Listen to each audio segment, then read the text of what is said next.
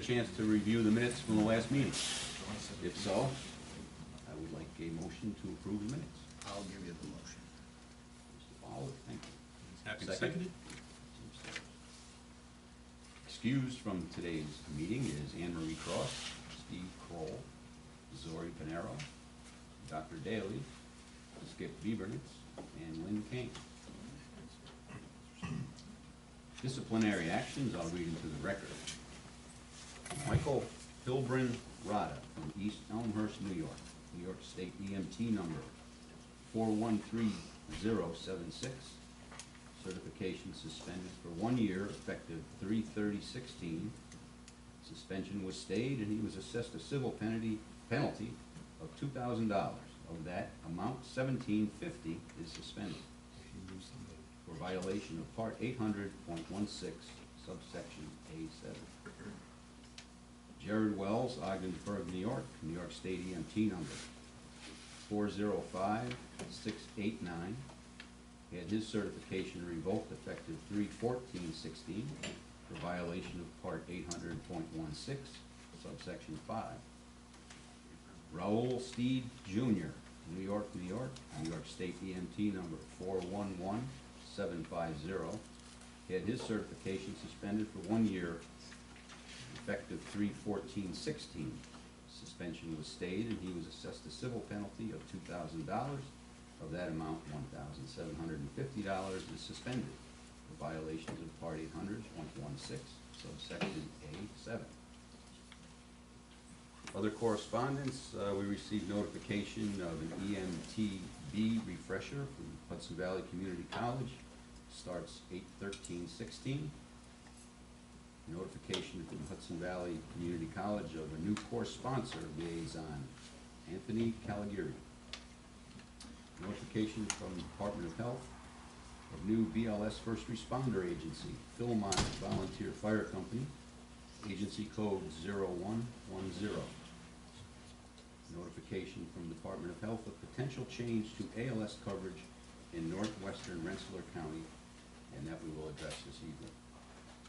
Notification from Greene County EMS Council, Delegate Patty McEnany, due to work conflicts, must resign from this Remsco. All that correspondence is here if anyone would like to review. Right, next, Mr. Stairs and the CON committee. The CON committee actually met twice since our last regional council meeting. The initial meeting was to review an application in accordance with a transfer of the operating license from Johnsonville to Hoosick Valley. The application at that time was incomplete, just for a couple small items. Was an omission of a number that had to be on one of the documents, and the other one was to correct a typographical error. So those items were subsequently corrected. The application was forwarded to the Department of Health, and they returned it to us in record time with a finding that there was no bar to the fitness and competency of Hoosick Valley, and that the subsequent action of the CON committee was a motion coming here to approve the no bar from DOH and proceed with the transfer of the operating authority. And that's actually a roll call vote that the chair will do. Just as a side note, because it was listed as a communication, there actually is several pages here from the Department of Health in regard to service actually in this area. And as this played out, it was, I think, a misunderstanding of the communications that had happened several years back regarding how patients could be billed and how the reimbursement structure would play out. So if you read all these documents, by the time you come to the end, you realize that in the course of only about 5 days, it essentially played itself out. The other thing, which is not necessarily part of the transfer, is it also resolves itself because the transfer that there's no bar to and that we'll vote on actually resolves the issue because it is no longer a point.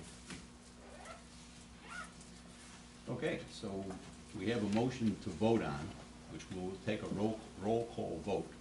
And that motion from the CON committee is to accept fitness and competency findings of the Department of Health, finding no bar to the transfer of operating authority from Johnsonville Volunteer Ambulance to Hoosick Valley Volunteer Ambulance. A yes vote will approve the fitness and competency of the operators of Hoosick Valley. A no vote is exactly the opposite. So, any questions? Okay. We will take a roll call vote.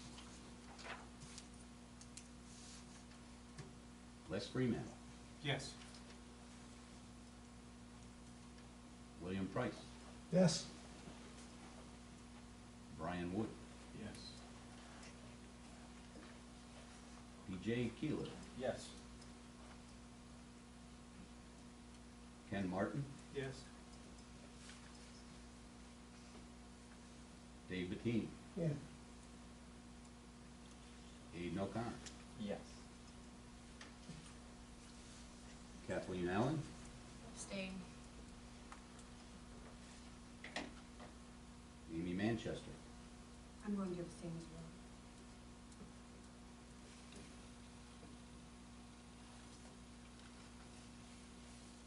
Fred Fowler. Yes. Tracy Weir. Yes. Dale Lingenfeld. Yes. Jim Vina. Yes. Chris Keel. Yes. Al Jagoda. Yes.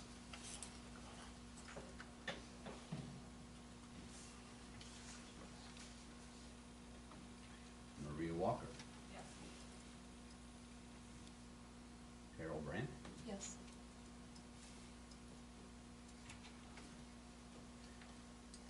Ed Steeney. Yes.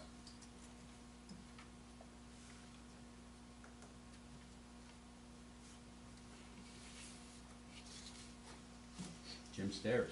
Yes.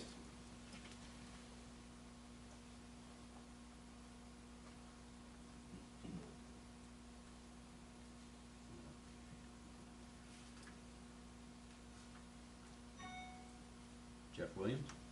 Yes. And Steve Retzel. Yes. Okay. Did I miss anyone?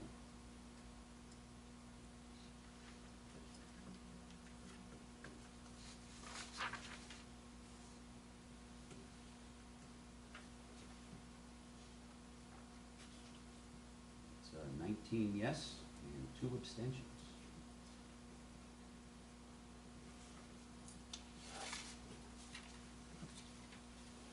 Motion carried.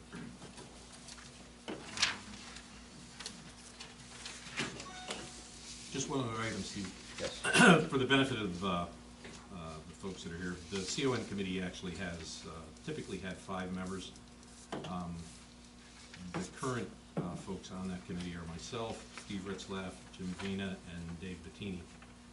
The 5th position was Jim Regan, who is no longer on the council. I reached out to Jim and said, is there somebody that you would recommend to fill that position, having intimately been involved in what the committee does. He suggested Brian Wood, and Brian has graciously accepted the charge of being a member of that committee, so for the benefit of the council members, that would be your CON committee from this point forward. The rationale for having 5 people on that is occasionally because we deal with issues in varying territories. There may be someone on the committee who is, not comfortable essentially acting or voting on a particular issue. So that's why we would keep the 5 members, and there you have it. Thank you, Jim. Welcome, Brian. Thank you. Committee reports. Executive Committee, we will discuss everything tonight that we discussed in the Executive Committee. Tim left his report. Does everyone get one on the table up there? Tim unfortunately had to leave this evening, so his report is here. Any questions on that report?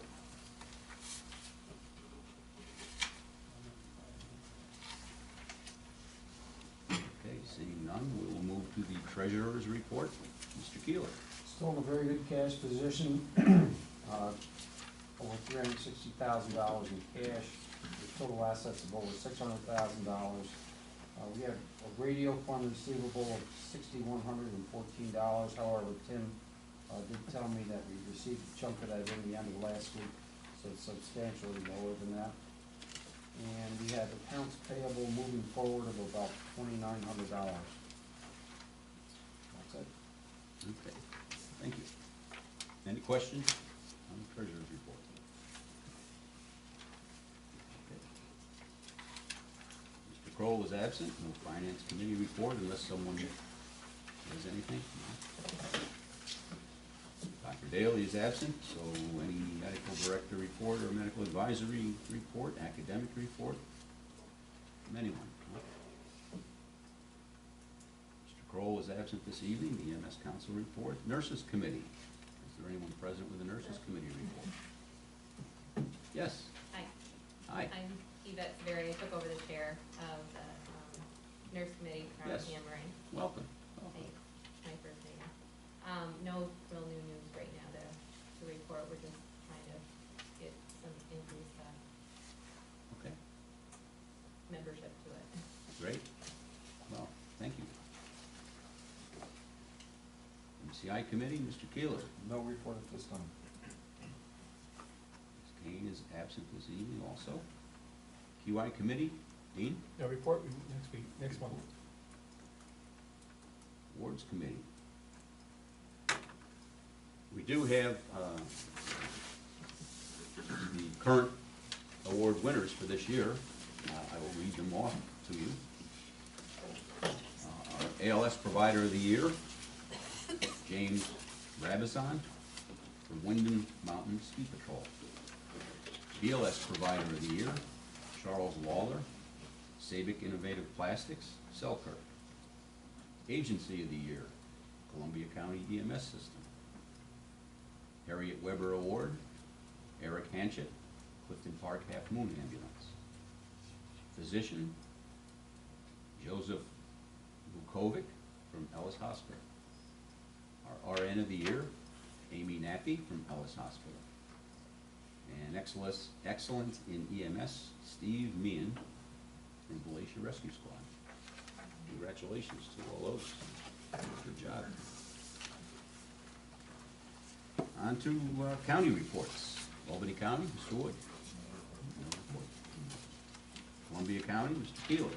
Yeah, on a sad note, some of you may be familiar with these people, but Columbia County EMS lost 3 of their EMS leaders last week. All died suddenly. First was Joe Rena, who was the past EMS coordinator and also an administrator of Green Corps Rescue Squad.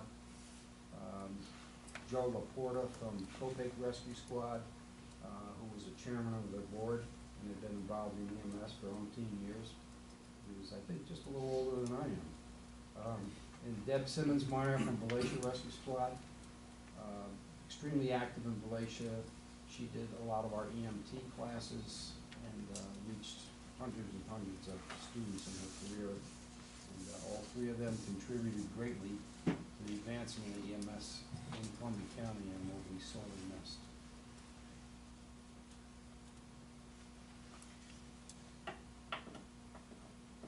Is that it? Thank you. Green County, Mr. O'Connor. Good evening, everyone. The Greene County Countywide Ambulance Task Force, we reconvened on April 12th. We spoke about what we're going to do moving forward to proactively and strategically plan for the future of what EMS is in Greene County. We are meeting again on May 10th. On Friday, May 13th, from 6:30 p.m. to 9:30 p.m. at the Greene County Emergency Services Center, there will be the Greene County EMS Appreciation Night. All are welcome to attend. There's dinner and a CME included. And the Greene County EMS Council will be looking for a replacement for Patty McInerney. Will report back to the council next month. And that is all. Thank you. Rensselaer County, Ms. Manchester. Nothing to report Report. this month. Saratoga County, anyone from Saratoga County with a report? No, Kevin didn't tell me anything. Okay. Schenectady County, Mr. Vina. No report. New business, we have already taken care of the Johnsonville-Hoosick Valley transfer of operating authority and the Hudson Mohawk EMS award winners we just read. Is there any other new business? Does anyone have any old business? We're almost on record time here. We might have gone over a little bit. Go. Items from the floor, does anyone have anything? I have an extensive issue. No, I have no. You scared me there. All right, that's it, that's all we got. Motion to adjourn. I make a motion we adjourn. Thank you all.